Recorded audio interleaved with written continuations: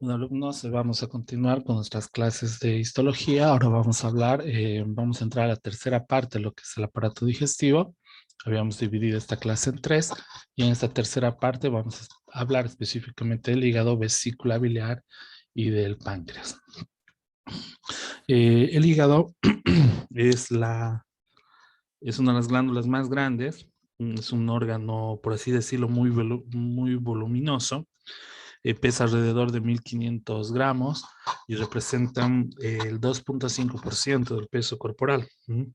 Sabemos que está ubicado principalmente en el hipocondrio derecho, aunque se extiende hacia el izquierdo y en sectores está protegido, por así decirlo, por la parrilla costal, ¿no? El hígado está revestido por una cápsula de tejido conjuntivo que es fibroso, denominado cápsula de Gleason, y también tiene una cubierta serosa, dada por un peritoneo visceral que rodea la cápsula, excepto, digamos, donde la cápsula se adhiere directamente a otros órganos o al diafragma. Anatómicamente, el hígado está dividido por surcos en dos lóbulos grandes y en otros dos más pequeños. Los lóbulos grandes los vamos a conocer como lóbulo derecho e izquierdo, y los más pequeños como lóbulo cuadrado y lóbulo caudado. Esta división, la que acabo de mencionar, es generalmente una división topográfica o anatómica. Hay que tener en cuenta que también hay una división del hígado en segmentos que se da por su drenaje biliar y por la irrigación, que tiene una importancia clínica mucho mayor. Para hacer un repaso de lo que de la fisiología hepática, tenemos que tener en claro que el hígado produce la mayor parte de las proteínas plasmáticas circulantes de nuestro organismo, ¿no? Entre la albúmina, que interviene en la regulación del volumen plasmático y como del equilibrio líquido de los tejidos, ¿no? Al mantener la presión coloidosmótica. El hígado también produce lipoproteínas, en particular la VLDL, que es que es la que produce mayor cantidad, que es la que se encarga o participa en el transporte de triglicéridos desde el hígado hacia otros órganos. Pero también produce otro tipo de proteínas conocidas como lipoproteínas de baja densidad y lipoproteínas de alta densidad. Las lipoproteínas de baja densidad se conocen como LDL por sus siglas y transportan esteres de colesterol desde el hígado hacia otros órganos. Y la HDL, que son proteínas de alta densidad, extraen el colesterol de los tejidos periféricos y lo transportan hacia el hígado.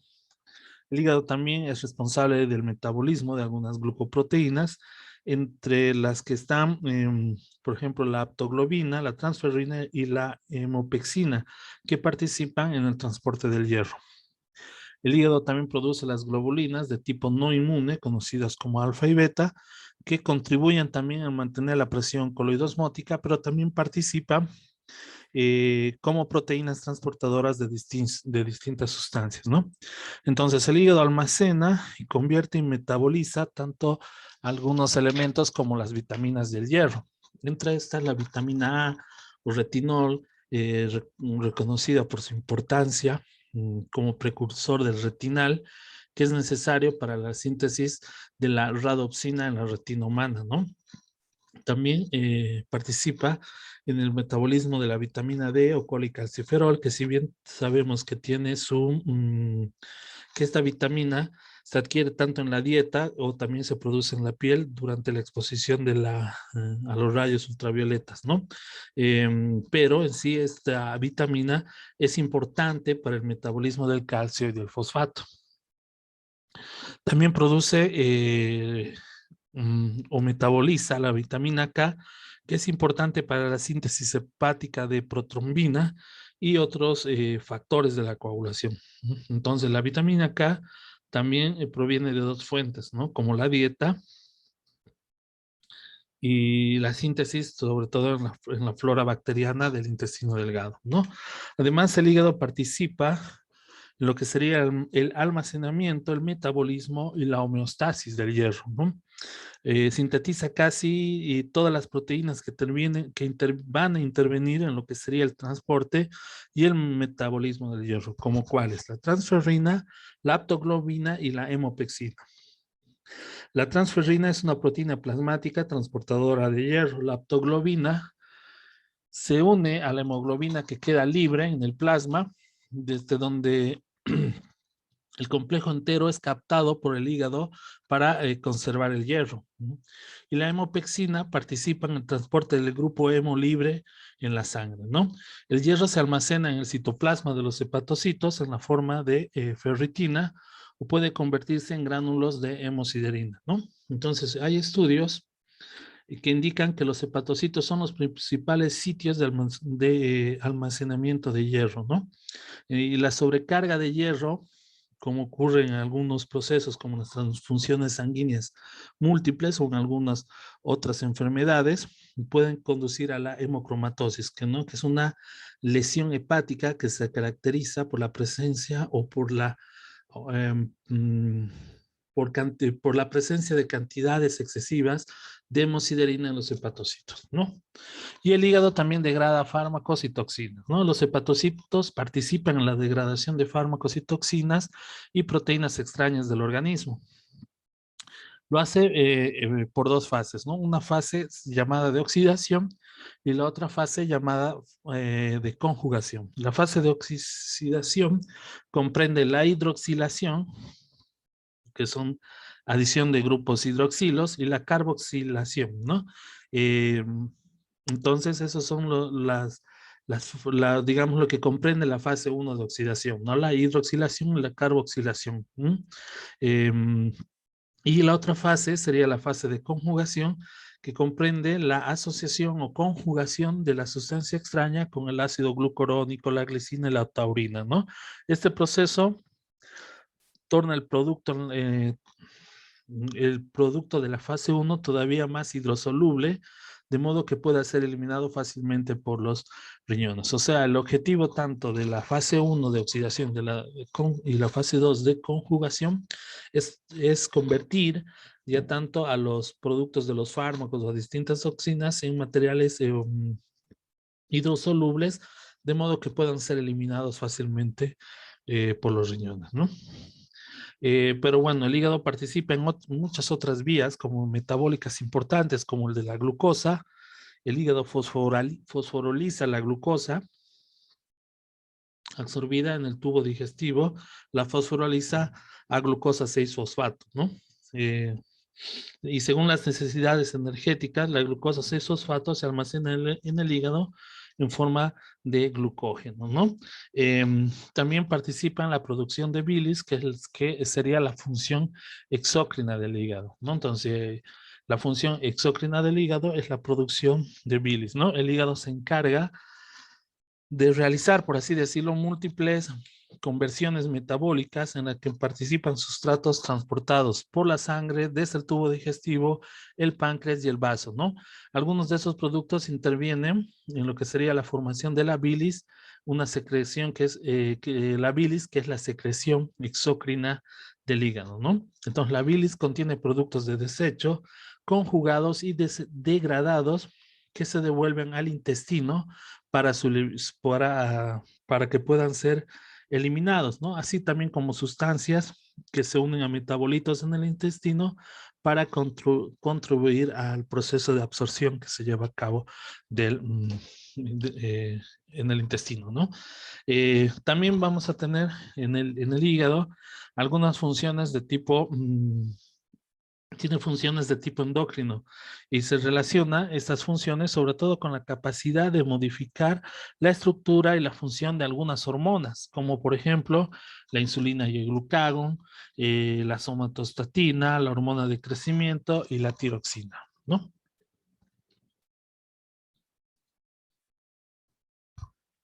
Ahora, para hablar un poco de lo que son la organización estructural del hígado, tenemos que primero conocer que el hígado ha sido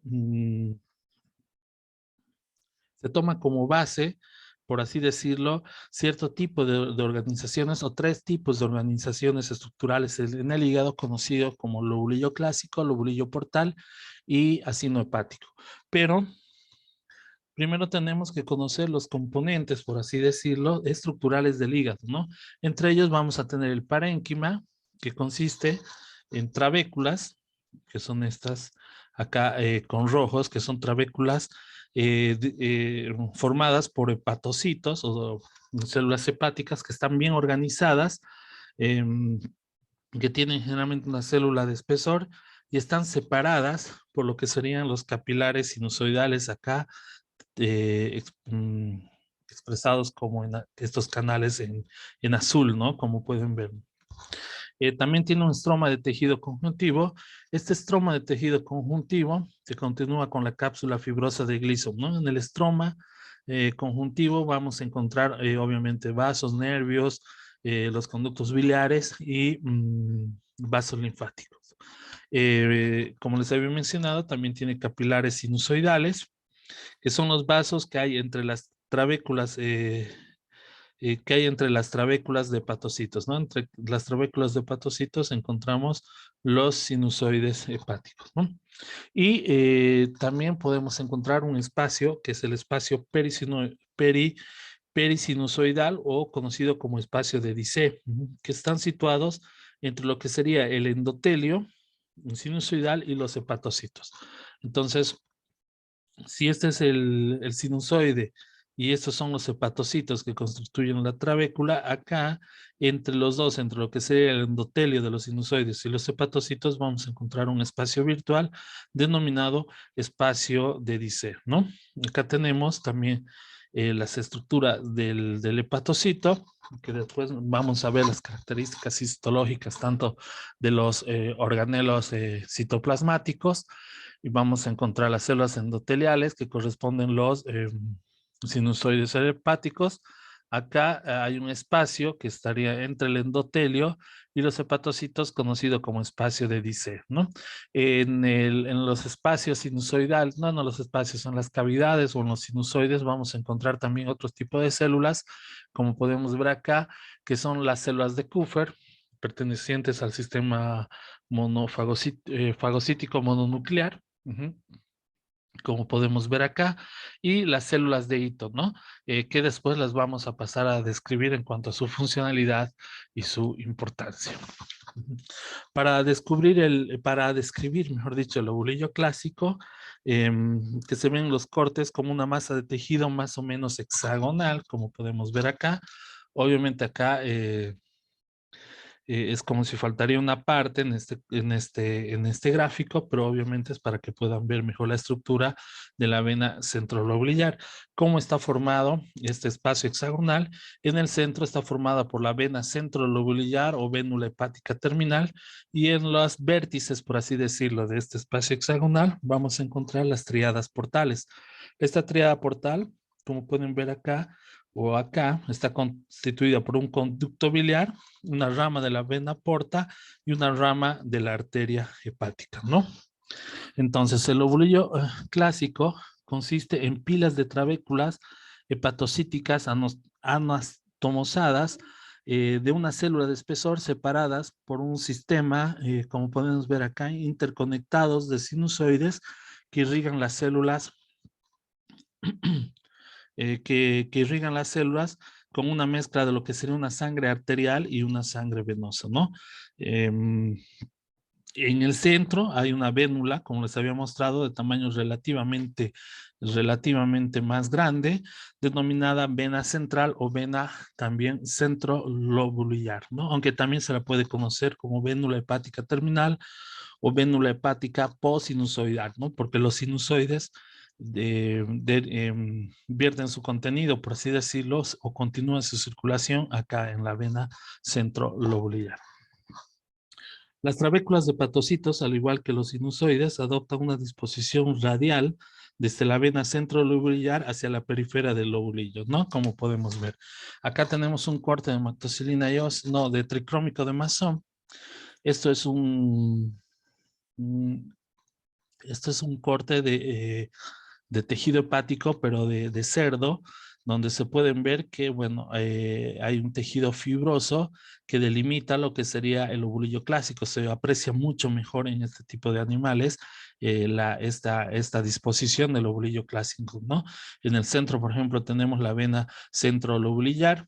De acá van todas las trabéculas, las trabéculas de hepatocitos y los espacios sinusoidales, y en las vértices, por así decirlo, de esta disposición que tiene el lobulillo clásico, tenemos lo que serían las triadas portales, ¿no? Acá se ve el espacio porta, pero bueno, o el conducto biliar, y vamos a tener que encontrar acá también tanto una rama de la vena porta como una rama de la arteria hepática.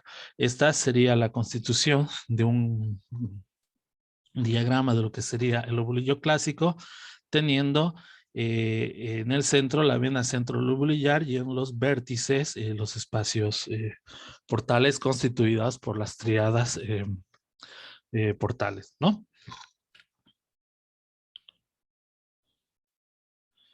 El lobulillo portal, la división esta, o la división, por así decirlo, en un lobulillo portal, o le pone de manifiesto o pone en relieve las funciones exócrinas del hígado, ¿no? Habíamos dicho que como función exócrina del hígado podemos nombrar a la producción de bilis, ¿no? Entonces, el lobulillo, la principal función exócrina, repito, en el hígado es la secreción de bilis, ¿no? En consecuencia, el eje morfológico del lobulillo portal es el conducto biliar interlobulillar de la tríada portal del lobulillo clásico, ¿no?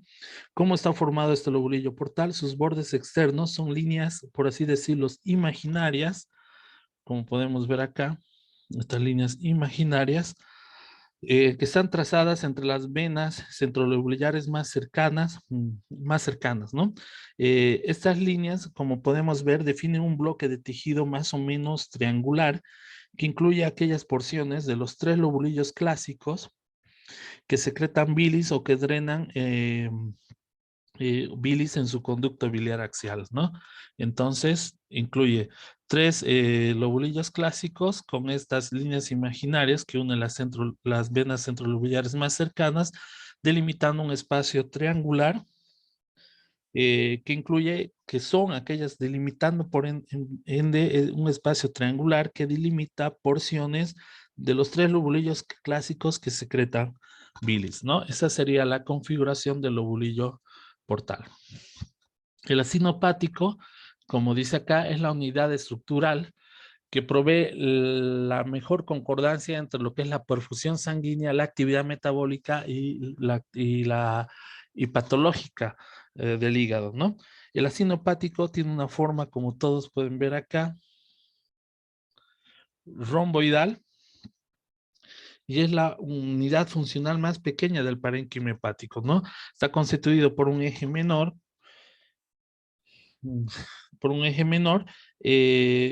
¿cómo se determina el eje menor del acino? Está definido por las ramas terminales de la tríada portal que siguen el límite que son el límite de los lobulillos, habíamos mencionado, de los lobulillos clásicos, ¿no? El eje mayor es una línea también imaginaria perpendicular trazada entre las venas, un centro, entre las venas centrolobulillares más cercanas, ¿no? Entre las venas lobulillares más cercanas a lo que serían los ejes menores. Por lo tanto, si en una vista bidimensional, el ácido hepático ocupa partes de dos lobulillos clásicos, como podemos ver acá, ¿no? De esta forma romboidal que adquiere el ácido hepático ocupando dos lobulillos clásicos, ¿no? Entonces los hepatocitos quedan divididos en tres zonas elípticas y concéntricas que van a rodear al eje mayor, ¿no? La zona 1 es la más cercana al eje menor y la que tiene una irrigación prominente de las ramas penetrantes de la vena porta y de la arteria hepática. La zona 3 es la que está más lejos del eje menor y más cerca a la vena centrolobulillar, ¿no? Esta zona corresponde al centro del lobulillo clásico, cuyos hepatocitos van a rodear o están rodeando la vena centrolobulillar. Y la zona 2, obviamente, es la que está entre la zona 1 y la zona 3, pero no tiene límites bien definidos, ¿no? La división en zonas, en este caso es importante, en la descripción y en la interpretación de modelos de degeneración y de regeneración y de efectos tóxicos específicos que pueda tener el parenque hepático en relación al grado, a la calidad de la perfusión vascular que puedan tener los hepatocitos, ¿no? La zona 1 más cerca a la arteria y a la vena, la mejor perfundida, y la zona 3 más cerca a la vena centrolobular, que está menos perfundida, ¿no? Esa sería la explicación de la estructura del hígado, la división, por así decirlo, de la organización estructural del hígado. Entonces, pero si hablamos de los componentes estructurales, habíamos hablado que son las trabéculas, los sinusoides, la tríada portal, dado por el conducto biliar, la vena porta y la arteria hepática, ¿no? También habíamos descrito, por ejemplo, los macrófagos de Kupffer, que pertenecen al sistema fagocito mononuclear, los espacios perisinusoidales, que están entre las trabéculas y los sinusoides, o también conocidos como espacios de Dicey, que sirven para el intercambio de materiales entre la sangre y los hepatocitos, ¿no? Y las células estrelladas o células de Ito, que almacenan, tienen la función de almacenar vitamina A, pero en situaciones patológicas donde el hígado es sometido a ciertas estímulos irritativos, por así decirlo, se diferencian estas células de Ito en miofibroblastos y sintetizan colágeno produciendo una fibrosis hepática, ¿no? Que sería una expresión también de un daño hepático.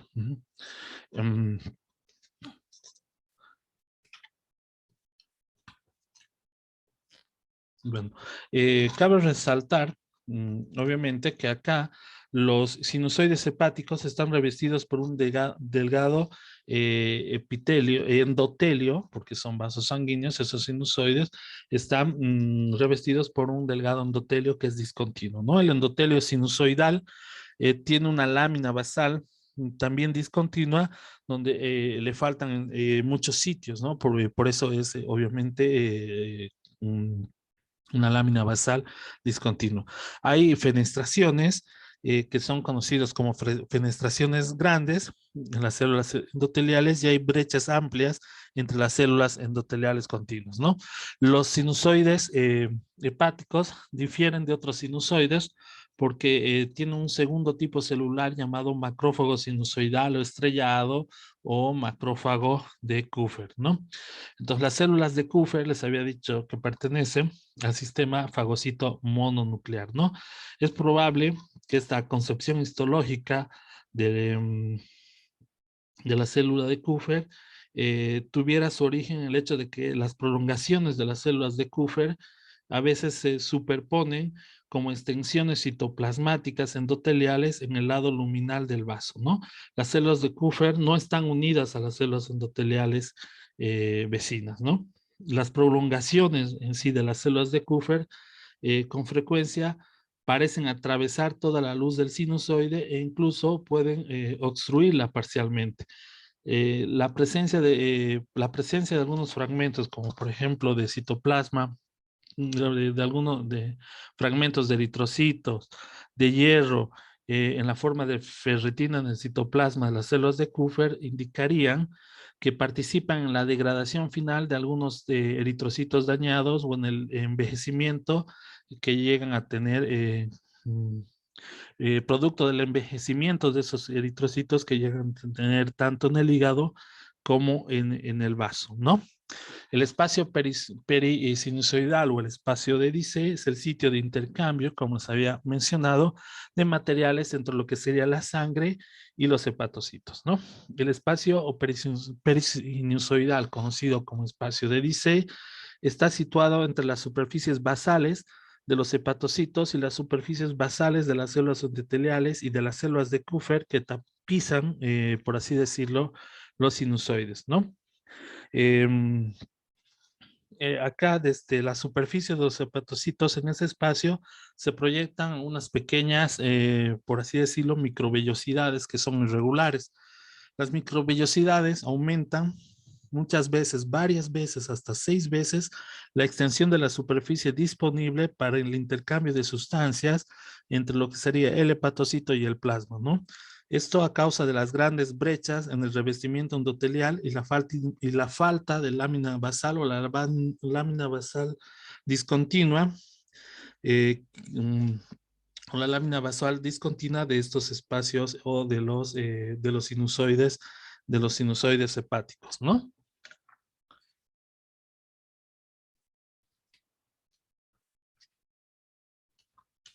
Bueno, y como les había dicho, las células estrelladas o células de Ito son las encargadas de almacenar la vitamina A, pero en situaciones especiales, sobre todo patológicas, estas sufren una diferenciación a miofibroblastos y van a pasar mm, a sintetizar colágeno, ¿no?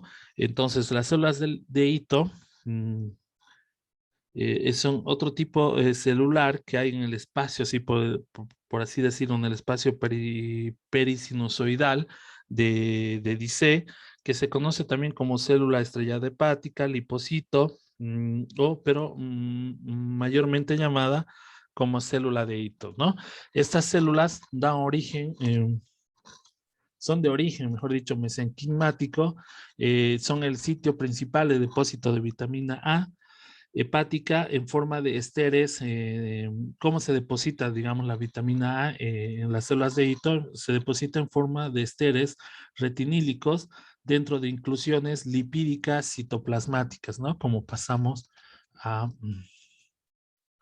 ver acá, ¿no? Estas inclusiones lipídicas en el citoplasma de las células de Ito. Entonces, ahora para describir los componentes trabeculares, hemos dicho que están compuestos por hepatocitos. Los hepatocitos forman las trabéculas celulares anastomosadas de los lobulillos hepáticos, ¿no? Los hepatocitos son células poliédricas grandes que miden entre 20 y 30 micras aproximadamente y constituyen alrededor del 80% de lo que sería la población celular del hígado. Eh, ¿Qué características tiene el hepatocito? Que las vamos a pasar a ver. Los núcleos de los hepatocitos son grandes y esferoidales y ocupan el centro de la célula, aunque muchas veces también podemos encontrar hepatocitos binucleados, ¿no? La mayoría de los hepatocitos son tetraploides, es decir, que contienen el doble de cantidad de ADN normal. Y otra característica de los hepatocitos es que en el citoplasma del hepatocito en general es acidófilo, ¿no? Y tiene muchos componentes citoplasmáticos o organulos citoplasmáticos eh, que, que le pueden dar cierta granularidad o le pueden dar ciertas características en distintas tinciones. eh, y obviamente se pueden identificar también estos orgánulos por el uso de distintas tinciones. Pero en sí tendremos que recalcar que las regiones más basófilas corresponden a lo que sería el retículo endoplásmico rugoso y a ribosomas libres. Ahora vamos a pasar a ver algunas microfotografías. También es importante mencionar que los hepatocitos tienen alrededor de 800 a 1000 mitocondrias, o sea, hay una abundante cantidad de mitocondrias, ¿no? También puede tener múltiples complejos de Golgi, una gran cantidad de perixosomas. Vamos a encontrar depósitos de glucógeno e inclusiones lipídicas de diversos tamaños, ¿no? Como característica de los hepatocitos, ¿no? Acá, por ejemplo, podemos ver entre hepatocitos y hepatocitos vamos a encontrar la superficie lateral de las células, las uniones celulares que son sonolacludens, donde van a formar los canalículos biliares, una gran cantidad de mitocondrias, y bueno, acá tenemos la célula, la de Ito, los macrófagos de Kupffer, los espacios sinusoidales, ¿no? El aparato de Golgi y el retículo endoplásmico rugoso, ¿no? Son organelos que se pueden ver o le pueden dar ciertas características al citoplasma. También vamos a encontrar abundantes peroxisomas en los hepatocitos de 200 a 300 por hepatocito, ¿no? que van a variar en su tamaño desde 0.2 a 1.0 micras. Los peroxisomas son sitios importantes de consumo de oxígeno y de esta forma se pueden realizan, mejor dicho, una función similar a lo que serían las mitocondrias, ¿no? El retículo endoplásmico liso puede ser extenso en los hepatocitos. Recordemos que en el hepatocito se lleva a cabo la degradación de algunos fármacos o de algunas sustancias nocivas para el organismo, ¿no? Em, pueden tener múltiples aparatos de Golgi o un gran aparato de Golgi de los hepatocitos que puede contener hasta 50 dictisomas. ¿Qué son los dictisomas? Los dictisomas son complejos constituidos por 3 o 5 cisternas apiladas de aparatos de Golgi, ¿no? Puede tener hasta 50 de estos, ¿no? También puede tener lisosomas concentrados cerca de lo que sería el canalículo biliar, que se ven como cuerpos densos peribiliares, pero obviamente con microscopía electrónica. ¿Qué serían estos cuerpos densos? Serían gránulos de lipofusina, orgánulos citoplasmáticos con digestión parcial y algunas figuras de mielina, ¿no? Bueno, si vemos corte histológico, el inferior es una tinción de toluidina y el superior es una tinción de hematocilina y eosina. Habíamos dicho que tienen núcleos grandes que son centrales, en ocasiones pueden ser binucleados. Fíjense acá la unión entre hepatocito y hepatocito tiene uniones celulares en la superficie lateral de la célula, donde son las ocludes, donde vamos a encontrar pequeños espacios correspondientes a los canalículos biliares. Acá tenemos la vena centrolobulillar, que es todo este espacio. Vamos a encontrar obviamente células endoteliales. Acá tenemos los sinusoides, que derivan en la vénula centrolobulillar. Acá tenemos otro sinusoide y bueno, acá podemos encontrar algunos, por ejemplo, macrófagos de Kupffer, que si bien no son parte constitutiva de la pared, están adheridos a la pared endotelial. Acá se resalta mucho con esta tinción de toluidina los macrófagos de Kupffer en los espacios sinusoidales. Se ven también las uniones celulares laterales con los canalículos biliares en la parte central, los sinusoides y bueno, y las células endoteliales correspondientes a los sinusoides. Y fíjense la granularidad que tienen algunos de esos hepatocitos, un citoplasma amplio eosinófilo con bastante granularidad. Lo mismo se puede ver en la tinción de toluidina, que sería la inferior, ¿no?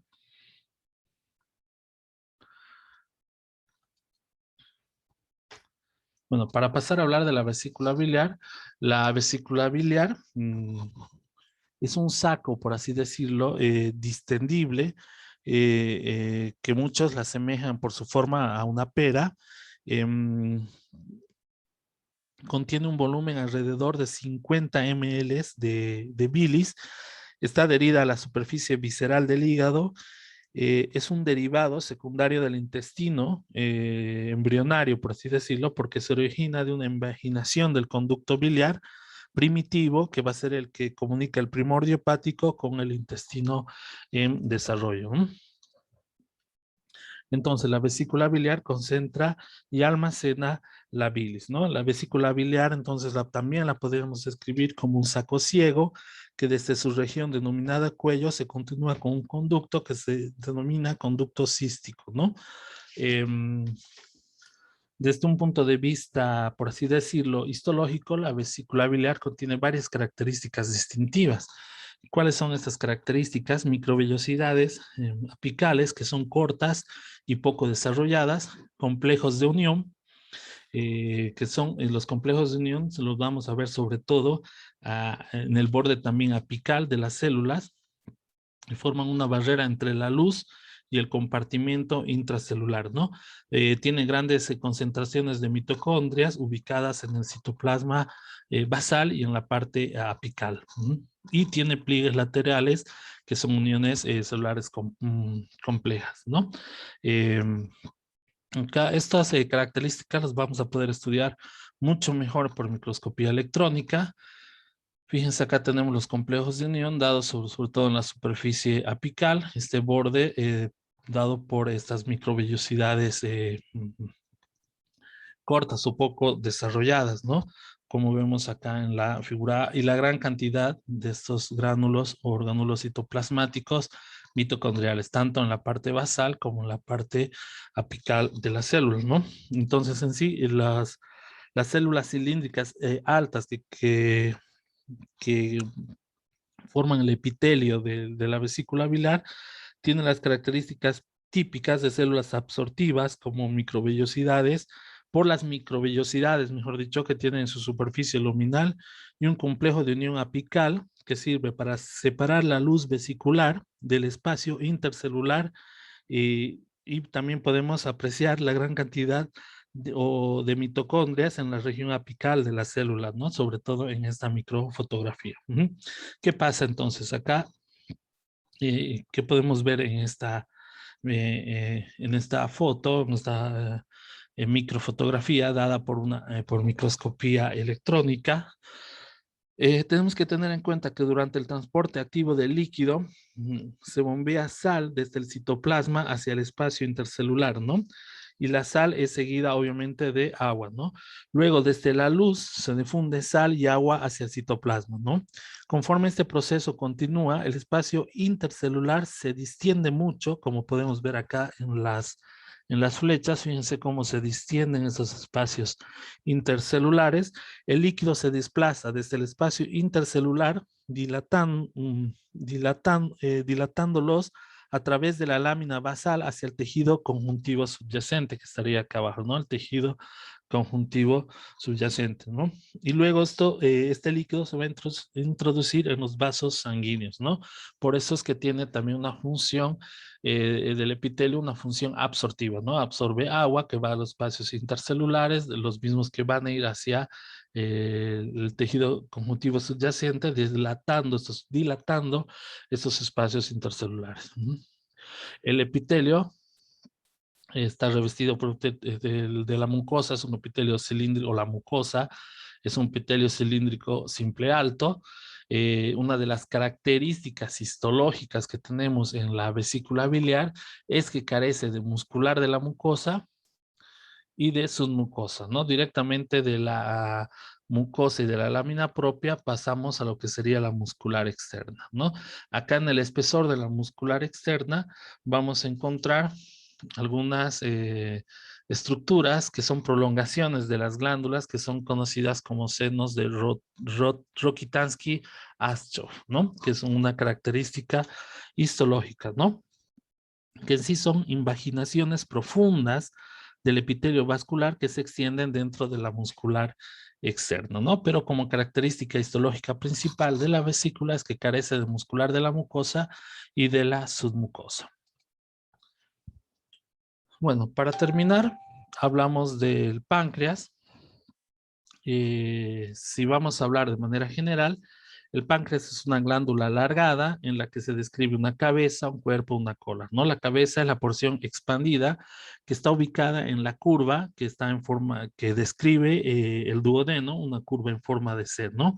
Eh, Está unida al duodeno por tejido conjuntivo. El cuerpo del páncreas es de ubicación central y cruza la línea media del organismo, ¿no? Y la cola se extiende hacia el hilio del vaso, ¿no? El conducto pancreático principal se conoce como conducto de Wilson, que recorre toda la longitud de la glándula y desemboca en la segunda porción del duodeno a la altura de lo que sería o se conoce anatómicamente como la carúncula mayor, a través de un segmento final dilatado que también ese segmento va a recibir al colédoco de la vesícula biliar y se va a llamar ampolla hepato-pancreática o ampolla de Vater también. Bueno, el esfínter hepatopancreático, también conocido como esfínter de Oddi, rodea la ampolla, esta ampolla que acabamos de mencionar de Vater, y no solo regula el flujo de bilis y de jugo pancreático hacia el duodeno, sino que también impide el reflujo del contenido intestinal hacia el conducto pancreático, ¿no? Y bueno, también vamos a tener en algunas personas algunos conductos accesorios pancreáticos conocidos como conductos de Santorini. Entonces, el páncreas también lo podemos describir como una glándula que tiene una función exócrina y una función endócrina, ¿no? El componente exócrino sintetiza y secreta enzimas hacia el duodeno que son indispensables ¿para qué? Para la digestión en el intestino. Y el componente endocrino que va a sintetizar obviamente hormonas, sobre todo la insulina y el glucagón, y la secreta hacia la sangre. Estas hormonas van a ser responsables de regular el metabolismo de la glucosa, los lípidos y algunas proteínas del organismo, ¿no? Si hablamos del páncreas exócrino, acá tenemos un dibujo, está dado por células acinosas.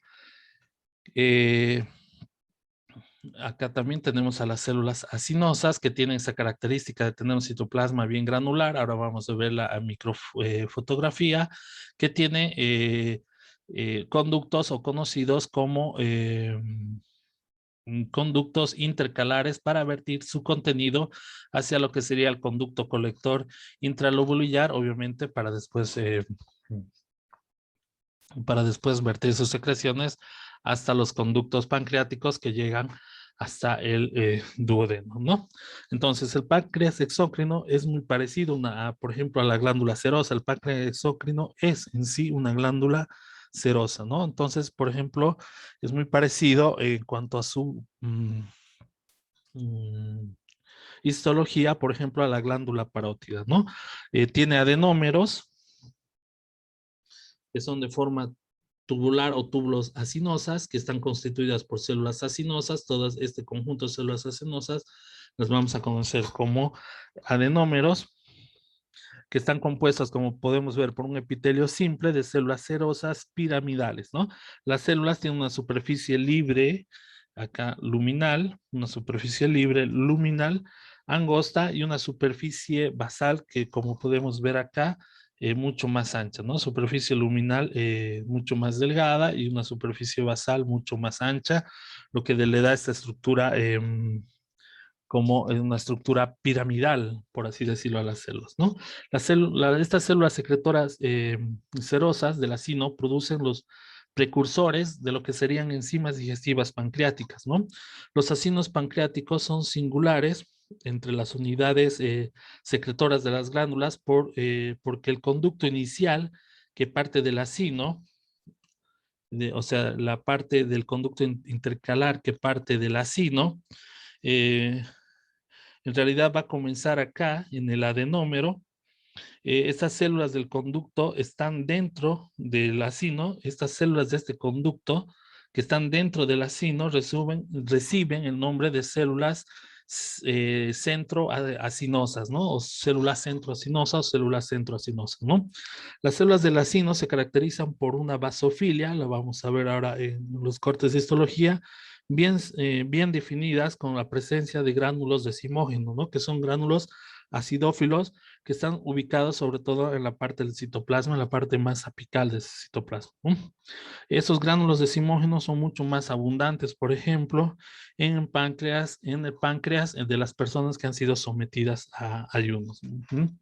Entonces, esos gránulos decimógenos, ¿qué van a contener? Estos gránulos que vemos acá, que están más en la superficie apical, van a contener lo que serían varias enzimas digestivas, sobre todo en forma inactiva. ¿Qué enzimas? Como por ejemplo las endopeptidasas proteolíticas, como el tripsinógeno, el quimiotripsinógeno, las exopeptidasas proteolíticas, como la procarboxipeptidasa o la proaminopeptidasa, que sirven para digerir las proteínas, a romper los enlaces pépticos internos y los enlaces peptídicos de los aminoácidos, ¿no? También tenemos enzimas dentro de estos gránulos de decimógeno, tenemos enzimas conocidas como enzimas amilolíticas que digieren los carbohidratos y rompen los enlaces glucósidos de los polímeros de la glucosa, ¿no? También vamos a encontrar las lipasas que digieren que los lípidos al romper los enlaces de los esteres de triglicéridos, y vamos a tener enzimas nucleolíticas conocidas como desoxirribonucleasa y la ribonucleasa, ¿no? Que sirven para digerir los ácidos nucleicos y dejan libre dejando libre lo que serían los mononucleótidos. Las enzimas digestivas pancreáticas solo se activan después de alcanzar lo que sería la luz del intestino delgado. Entonces, al principio, toda esta actividad proteolítica de las enzimas, por así decirlo, enteroacinosas, y en el glucocálix de las microvellosidades de las células absortivas intestinales se convierten en enzimas activas, como es el caso del tripsinógeno en tripsina, ¿no? Estas serían las características de lo que sería el páncreas endocrino. Si vemos este dibujo y lo transportamos a un corte histológico, tenemos esto, ¿no?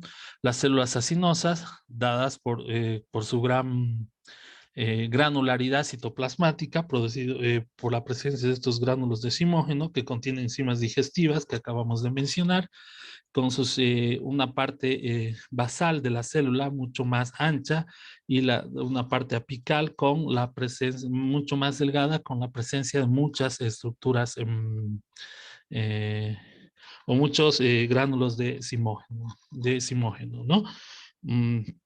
Y el conducto intercalar, como podemos ver acá, y la presencia de células centroacinosas, que serían las mismas células del conducto intercalar, pero que están dentro del, por así decirlo, del adenómero pancreático. Esto es un corte de mactocilina y eosina.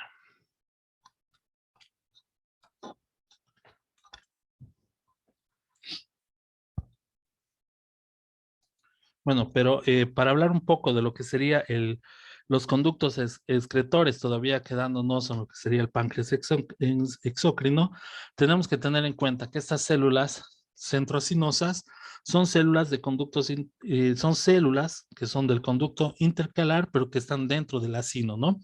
Estas células centroacinosas se continúan con las células del conducto intercalar corto, que está ya por fuera del acino. Como podemos ver, las células intercalares que están ya por fuera del acino. La unidad estructural del acino y de las células centroacinosas se asemejan a lo que sería una especie de globo pequeño contra el cual se hubiese empujado un tubo, ¿no? Es más o menos esto lo que vemos acá, ¿no?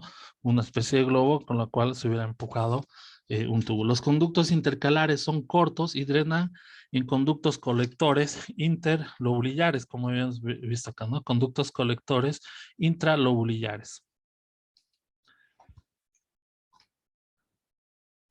Entonces, esta compleja rama, esta compleja red, por así decirlo, ramificada de conductos intralobulillares, drena a los conductos interlobulillares, que son más grandes y están compuestos por un epitelio ya de tipo cilíndrico bajo, en el que pueden haber células enteroendocrinas, o células también que producen moco, como células caliciformes, ¿no? Los conductos interlobulillares, a su vez van a determinar o van a formar lo que sería el conducto pancreático principal o el conducto de Wilson, ¿no? Entonces, los conductos intercalares van a servir, estos conductos intercalares, para añadir bicarbonato, agua a la secreción endocrina, a la secreción exócrina. Entonces, en este conducto intercalar se produce la adición de bicarbonato, agua, de bicarbonato y de agua a la secreción exócrina, ¿no? También hay que tener en cuenta que esta secreción exócrina del páncreas está sometida a un control hormonal y nervioso, ¿no? Dos hormonas secretadas por las células enteroendocrinas del duodeno, como son la secretina y la colecistoquinina, son las encargadas de regular las principales funciones, por así decirla, funciones del páncreas exócrino, ¿no? Entonces, la secretina es una hormona polipéptica que estimula las células de los conductos excretores para que secreten una gran cantidad de líquido, y la quinina es una hormona también polipéptica que determina que las células acinosas secretan sus proenzimas, como habíamos determinado, ¿no? Entonces, la secreción exócrina del páncreas está sometida a un control hormonal y nervioso por hormonas secretadas por las células enteroendocrinas del duodeno, como ser la secretina y la colecistoquinina. Para hablar ahora del páncreas endocrino, el páncreas endocrino es un órgano, por así decirlo, difuso, que secreta hormonas que regulan la concentración de glucosa en sangre, ¿no? Acá en este corte histológico podemos ver del páncreas todas estas células más teñidas, por así decir, más acidófilas, que serían la porción exócrina del páncreas, dado por las células acinosas y los conductos intercalares, pero acá podemos ver esas áreas, por así decirlo, mucho más claras o pálidas, donde pueden ver las flechas, que son conocidas como los islotes de Langerhans, ¿no? O sea, los islotes de Langerhans son el componente endocrino del páncreas y están dispersos por todo el órgano en forma de agrupaciones celulares que, como pueden ver acá, son de tamaños variables, ¿no? Estas agrupaciones celulares constituyen, por así decirlo, alrededor de entre el 1 o 2% del volumen pancreático y son mucho más abundantes al nivel de la cola del páncreas, ¿no? Entonces, estos islotes de Langerhans aparecen como acúmulos, como podemos ver, de células pálidas rodeados por acinos pancreáticos que se tiñen con mayor intensidad. En los preparados de rutina no es práctico intentar o identificar los diversos tipos celulares que hay en los islotes, ¿no? Pero sin embargo, con algunas técnicas de tinciones, como la de mayoreasa o algunas tinciones argénticas, es posible identificar tres grupos celulares, ¿no? Que serían las células A, alfa, o las células B, beta, y las células D, delta. O sea, que los islotes de Langerhans están compuestos por estos tres tipos, por estos tres tipos celulares, ¿no? Células A, alfa, células B, beta y células de delta. Las células A se supone que son las células más periféricas, ¿no? Entonces, esas serían las células insulares, por así decirlo, ¿no? Estas células insulares, excepto la B, son equivalentes a las células enteroendocrinas de la mucosa gastrointestinal. Entonces, la célula B es la que va a formar cerca del 70% del volumen de estas células insulares en los seres humanos y están ubicadas generalmente más hacia la parte central del islote de Langerhans y secretan insulina. Las células A constituyen entre el 15 y el 20% de la población celular de los islotes y secretan ¿qué? Glucagón, ¿no? Y las células D sería entre el 5 y el 10% del tejido endocrino o de las células de Langerhans y son células que secretan somatostatina, que está contenido como contenidos en gránulos de secreción que son más grandes que los gránulos de secreción que también tienen las células A alfa o las células beta, ¿no? También podemos encontrar otro tipo de células que son denominadas células insulares menores y que constituyen, por así decirlo, alrededor del 5% del total de los islotes, ¿no? Y corresponden a las células que se tiñen más de pálido cuando usamos algunas, o son más pálidas cuando usamos algunas tinciones, ¿no? Y se dice que algunas de estas células sirven para secretar algún tipo de hormona, como por ejemplo el péptido inhibidor gástrico, la hormona adrenocorticotrofa y la gastrina, por ejemplo, ¿no? Acá tenemos una tirsión argéntica que pone mucho, que sirve para identificar sobre todo las células A, que son las que secretan glucagón, que también se contienen en gránulos de secreción de unos 250 nanomicrones, que son de tamaño mucho más uniformes y están situados generalmente en la periferia del acino pancreático, ¿no? Em, pero bueno, ¿cuáles son las funciones de estas hormonas pancreáticas? Sabemos que la principal función, por ejemplo, de la insulina, eh, Es una hormona que es secretada por el tejido, por estas células insulares, pero sirve sobre todo para disminuir la concentración de glucosa en sangre, ¿no? Está producida por la célula, como hemos dicho, la célula B, ¿no? La insulina, que es el producto de secreción endocrina más abundante, del páncreas endocrino, ¿no? Ejerce sus efectos principales sobre el hígado, el músculo esquelético y el tejido adiposo, ¿no? Y obviamente desarrolla múltiples acciones individuales en cada uno de estos tejidos, como la captación de glucosa, de la circulación. En este proceso intervienen los transportadores específicos de glucosa de las membranas celulares. También sirve para el almacenamiento de glucosa por activación del glucógeno sintetasa y la síntesis ulterior del glucógeno, ¿no? También para la fosforilación y la utilización de la glucosa para promover lo que sería la glucólisis dentro de las células, ¿no? El glucagón, mm, el glucagón, como habíamos dicho, la secretan las células A, en cantidades casi tan altas como la insulina y aumentan la concentración sanguínea de glucosa, ¿no? Las acciones del glucagón son esencialmente las recíprocas, por así decirla, a las de las insulinas, ¿no? Esta hormona estimula la liberación de glucosa hacia la sangre y promueve, por ende, la gluconeogénesis, que es la síntesis de glucosa a partir de metabolitos de algunos aminoácidos, como también promueve la glucogenolisis, ¿no? Que es que es la degradación del glucógeno, ¿no? Todos estos procesos dados en el hígado.